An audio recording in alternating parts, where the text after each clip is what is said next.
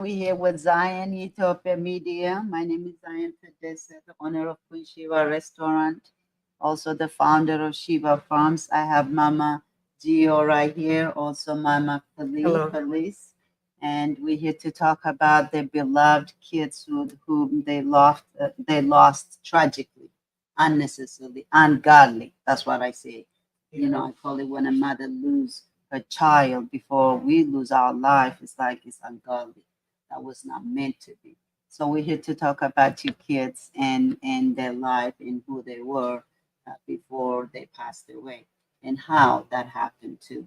So we're gonna start with Mama Gio because we had an amazing conversation about you, beloved Gio. So just Okay. introduce us, and then we go to Mama Yeah. Felipe. I'm Anita Razzo, mother of Giovanni Pisano, better known as DJ Gio. And there's nothing that I love more than to be able to tell my son's story. Yes. But today, I really want to hear about Felicia's story. Yes. So let's dive in. Yes, and tell us a little bit about who your daughter was, who she was, and she was only young, 19 years old. That is so young, and just tell us who she was and what happened. So I'm Felicia, aka Mama Feli.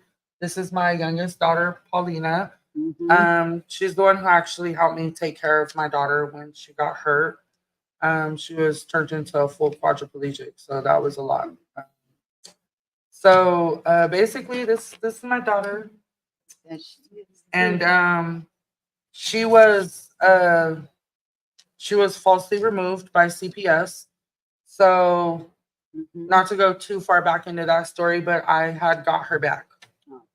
She was with me for, I want to say, 4 months. And we went to court, and her lawyer, Terry Schmecker, um, I think his last name is Schmecker anyway. His first name's Terry for sure. But he sat in a room with me, my daughter's lawyer, the CPS worker, Laura Saunders, and basically, her lawyer said if you just go into the court and say that you want to go back into permanent foster care custody, we'll give you an apartment. So, for people who are tuning into this and don't know, CPS gives children, it's called an AB 12 apartment. And it's CPS funded because CPS is the one paying for it. So when he said this, I was livid because she was 17 at the time that this conversation was happening. She was not 18 yet. And so she just ran with it, right? She's sitting in the room. She's like, "Oh, mom, I'm getting my own apartment." Yeah, 17. And I'm like, yeah, she was happy. She really in her heart believed she's gonna get her own apartment. Yeah. So, and I was livid, and I'm telling the CPS worker, like, tell the lawyer, this isn't legal. Like, this isn't right. This isn't fair. You're coercing a child who is under an IEP. I'm like, so you need to take a little bit more time to go in depth and explain this to her so that she understands what's going on. He didn't want to do that.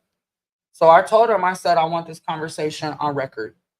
Smartest thing I ever could have did. So for all the fact checkers out there who want to pull transcripts, because as you know, you can do it if you pay for it. You can see anybody's transcripts in the world. Um, well, I don't know about the world, but in the United States of America, you want to see somebody's court transcripts, you can pay for them and get them. So you can see, I went in the courtroom, I put the whole conversation on record. I told the judge her lawyer just bribed her. That's called bribery. Yeah.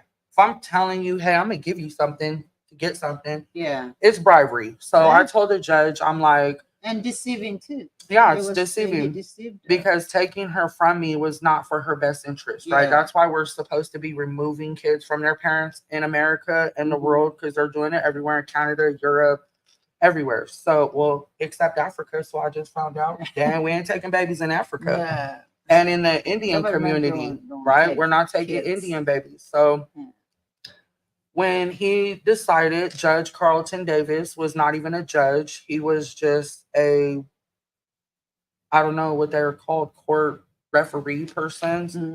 He did not become a judge, though, until COVID. And then Governor Gavin Newsom appointed Carlton Davis to be a judge, and he's downtown now at the Superior Courthouse. But I told him, If you take my daughter, after I just told you she was bribed, I Yeah. said, you're not taking her for the best interest of her. You're Yeah. taking her to lie.